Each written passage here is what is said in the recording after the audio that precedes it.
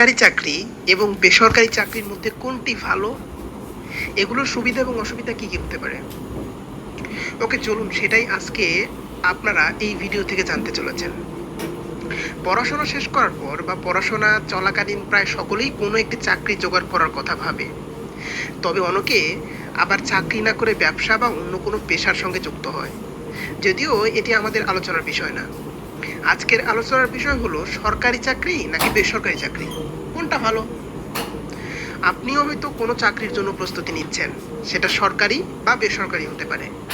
বর্তমানে সরকারি চাকরির ক্ষেত্রে অধিক প্রতিযোগিতা হওয়ার কারণে অনেকেই বেসরকারি কোনো সংস্থায় কাজ করার ইচ্ছাও প্রকাশ করছে। তবে বেসরকারি চাকরির ক্ষেত্রে কী কী সুবিধা বা অসুবিধা আছে তা অনেকেই জানা থাকে না। তাই আজকে আমরা সরকারি চাকরি এবং বেসরকারি চাকরির সুবিধা এবং অসুবিধা সম্পর্কে বিস্তারিত জানব। আশা করছি সম্পূর্ণ ভিডিওটি দেখলে এই বিষয়ের সমস্ত প্রশ্নের উত্তর পেয়ে যাবেন। সরকারি চাকরি ও বেসরকারি চাকরির তুলনা। সরকারি চাকরি ও বেসরকারি চাকরির সুবিধা অসুবিধা জানার আগে এই দুই ক্ষেত্রের চাকরির একটি তুলনামূলক আলোচনা করা হলো। এক, নিয়োগ প্রক্রিয়া। সরকারি চাকরির নিয়োগ প্রক্রিয়া শেষ হতে অনেক সময় লেগে যায়। প্রিলিমিনারি পরীক্ষা, মেইন পরীক্ষা, লিখিত পরীক্ষা, ইন্টারভিউ ইত্যাদির কারণে নিয়োগ প্রক্রিয়ায় বেশ সময় লেগে যায়। আর বেসরকারি চাকরির নিয়োগ প্রক্রিয়া খুবই কম সময়ের মধ্যে সম্পন্ন হয়। এক্ষেত্রে সরকারি ইন্টারভিউ, গ্রুপ ডিসকাশনের মাধ্যমে নিয়োগ করানো হয়, ফলে সময় অনেক কম লাগে। দুই, কাজের চাপ। সরকারি চাকরিতে কাজের চাপ বা স্ট্রেস খুবই কম থাকে। অনেক চাকরি আছে যেখানে একটু স্ট্রেস থাকে, আবার অনেক চাকরি আছে যেখানে রিল্যাক্স করতে পারবেন। তবে সেই স্ট্রেসের মাধ্যমে একটা ভালো লাগা কাজ করবে আপনার। যেমন আপনি যদি পুলিশ ক্যাডার অথবা প্রশাসন ক্যাডারে যান, সেখানে প্রচুর কাজের চাপ আছে, কিন্তু আপনি ওই কাজের মধ্যে আপনার ভালো থাকাটাকে খুঁজে পাবেন।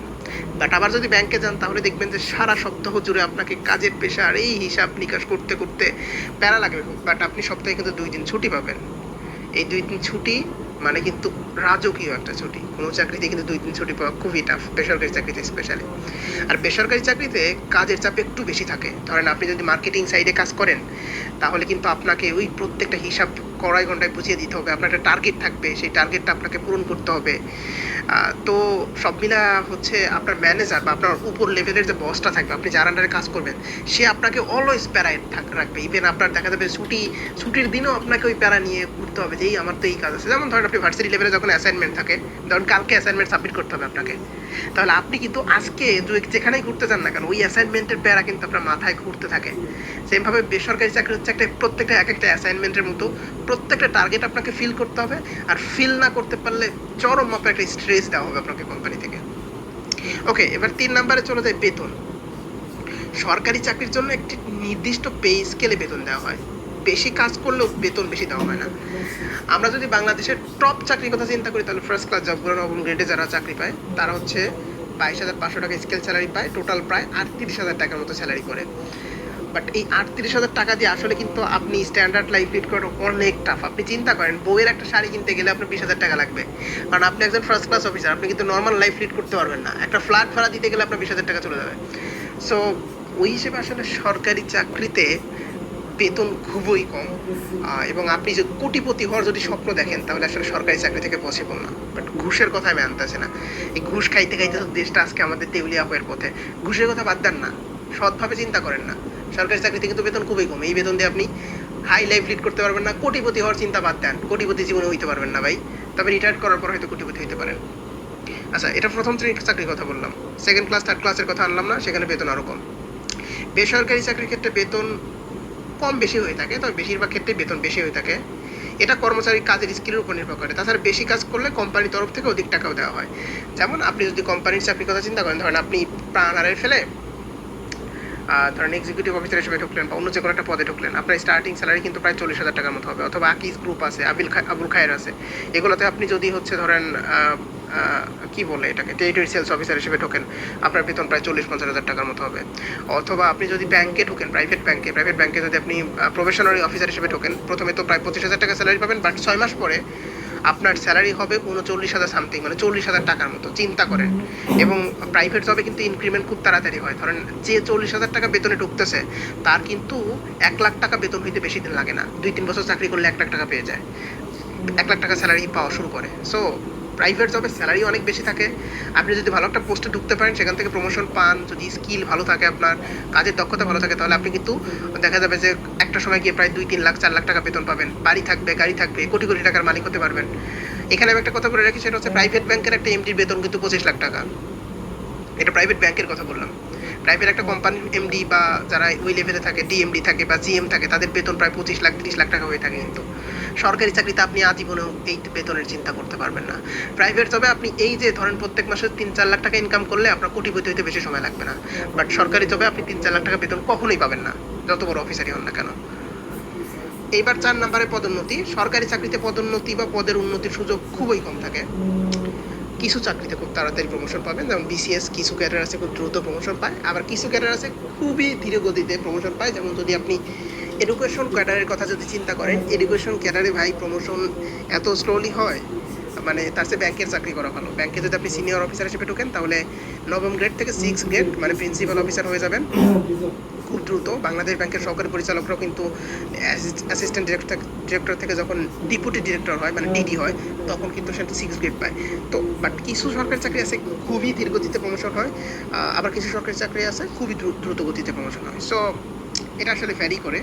আর বেসরকারি কাজের ক্ষেত্রে ব্যক্তির পদোন্নতির সুযোগ মানে সে চাইলে তার কাজের দক্ষতা দ্বারা, সে যদি কাজটা মন দিয়ে করে এবং সে যদি ভালো কিছু দেখাতে পারে কোম্পানির জন্য, তবে তাকে খুব দ্রুত প্রমোশন দেওয়া হবে, স্যালারি বাড়িয়ে দেওয়া হবে, বাড়ি গাড়ির সিস্টেম দেওয়া হবে। এটা কিন্তু আমি শুধুমাত্র ফার্স্ট ক্লাস হচ্ছে আমি কম্পেয়ার করতেছি, মানে হচ্ছে কোম্পানির ফার্স্ট ক্লাস জব কোনগুলো, ধরেন যে অফিসার পোস্টে যারা ঢুকে, আপনি কিন্তু এখানে অফিস সহকারী বা এগুলো আমি কিন্তু আনতেছি না, শুধুমাত্র ফার্স্ট ক্লাসের কম্প্যারিজনটা এখানে আনতেছি। অন্য কম্প্যারিজনগুলো আপনি ইজিলি বুঝে যাবেন ফার্স্ট ক্লাসের কম্প্যারিজনটা। কাজের পরিবেশ 5, সেই পুরনো কাজের পদ্ধতিতেই সরকারি কর্মচারীদের কাজ চলছে। বিভিন্ন সরকারি অফিসের সেই ধুলোমাখা ফাইলে প্রমাণ। আপনি যদি সরকারি অফিসে যান, দেখবেন আপনার এক মিনিট বসে থাকতে ইচ্ছা করবে না।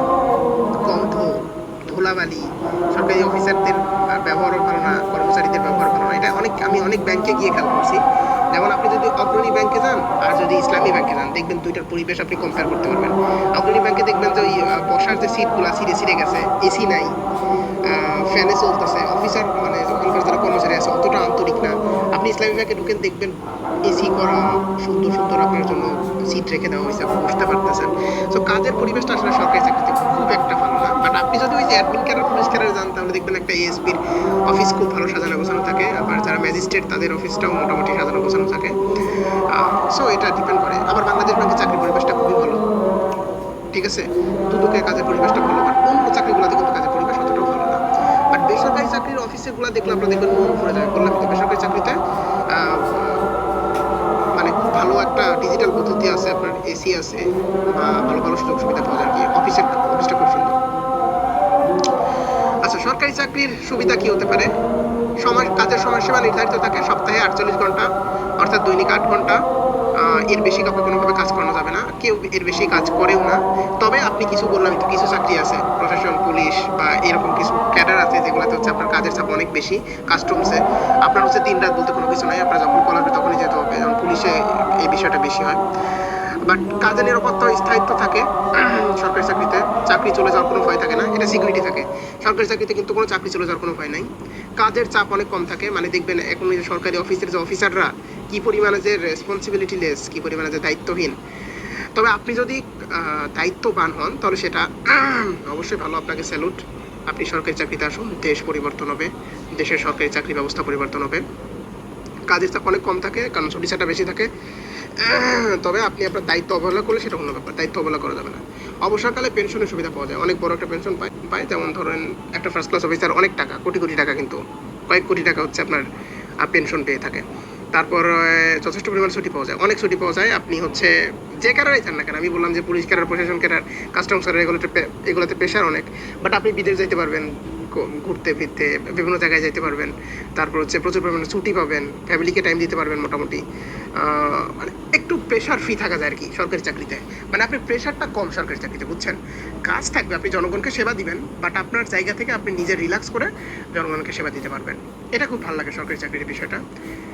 সরকারি চাকরির অসুবিধা কি? নিয়োগ প্রক্রিয়া শেষ হতে অনেক সময় লেগে যায়। দেখবেন হচ্ছে 2-3 বছর, একটা বিসিএস হতে যদি 2-3 বছর সময় লাগে, তাহলে চাকরির মানে সেই প্রার্থীরা জীবনে রইল কি?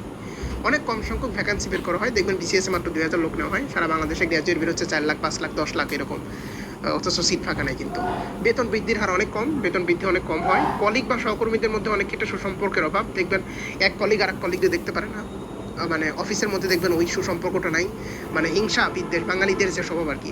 কাজের ক্ষেত্রে প্রতিযোগিতা থাকে না, এর ফলে পদোন্নতি ঘটে না বা নতুন কিছু শেখার সম্ভাবনা থাকে না, প্রতিযোগিতা নাই, আর যে যত কাজের ফাঁকি দিতে পারে আর কি। বাট এটা কিন্তু ভালো না। সরকারি চাকরি আপনি যেখানেই যান না কেন, আপনার যে পোস্টে দেওয়া আছে ওই পোস্টের কাজটা আপনার ভালোভাবে করা উচিত। বেসরকারি চাকরির সুবিধাতে এবার চলে আসি। নিয়োগ প্রক্রিয়া খুব দ্রুত হয়, বাড়িতে থেকেও কাজ করা যায়। মানে নিয়োগ প্রক্রিয়া কেমন দ্রুত হয় আমি বলি, আপনি ভাইবা দিবেন আজকে, দেখবেন কালকে রেজাল্ট দিয়ে দিছে, এমনও হতে পারে। বেসরকারি চাকরি তেমন হয়। বেসরকারি প্রায় ব্যাংকের যে নিয়োগগুলো হয় ওখানে প্রথমে যদিও একটা এক্সাম নেয়, তারপর হচ্ছে ভাইবা নেয়, তো খুব দ্রুত নিয়োগগুলো দিয়ে দেয়, রেজাল্ট দিয়ে দেয়। বাড়িতে থেকেও কাজ করা যায় বা হোমওয়ার্ক হোম করা যায়, অর্থাৎ কাজের ক্ষেত্রে বাধা ধরার সময় থাকে না। লকডাউনের সময় প্রমাণ পেয়েছি, তবে এটি সমস্ত চাকরির জন্য প্রযোজ্য নয়। কাজের ভিত্তিতে প্রতিনিয়ত বেতন বৃদ্ধি ও পদোন্নতির সুযোগ থাকে, আপনি চাইলে পদোন্নতি পেয়ে অনেক ভালো পজিশনে যেতে পারবেন। তবে এখানেও এখন স্বজনপ্রীতি ঢুকে গেছে, প্রাইভেট জবেও এখন স্বজনপ্রীতি আছে, অনেকেই দেখি ঘুষ দিয়ে প্রাইভেট জবে ঢোকে। স্বাধীনভাবে সৃজনশীল কাজ করার সুযোগ থাকে, এটা ভালো একটা দিক। এবার বেসরকারি চাকরির অসুবিধা।